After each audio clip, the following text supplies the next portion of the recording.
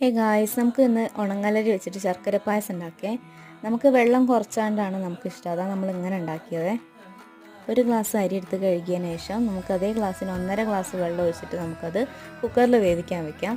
അതിനുശേഷം ഈ ഒരു ആണി ശർക്കര കണ്ടില്ലേ, അതുപോലെ 4 ആണി ശർക്കരയും കുറച്ച് വെള്ളം ഒഴിച്ചിട്ട് നമ്മൾ ശർക്കര പാനീയം ഉണ്ടാക്കി. നമുക്ക് അരി വെന്തതിന് ശേഷം പിന്നെ ഈ ശർക്കര പാനീയം ചേർത്തിട്ട് യോജിപ്പിക്കാം. അതിനുശേഷം ഏലക്കായ പൊടിച്ചത് ഉപ്പിട്ടിട്ട് ഒന്ന് യോജിപ്പിച്ചെടുക്കാം. പിന്നെ ഈ ഒരു മുറി തേങ്ങല്ലേ, അത് അത്രയും ചിരകിയിട്ടുള്ളൂ. നമ്മൾ ബാക്കിയുള്ള തേങ്ങ ചേർത്തതിന് ശേഷം തേങ്ങാക്കൊത്തും അണ്ടിമുന്തിരി നമ്മൾ നെയ്യിൽ വറുത്തതിന് ശേഷം അതും കൂടെ നമുക്ക് ഇതിലേക്ക് ചേർക്കാം.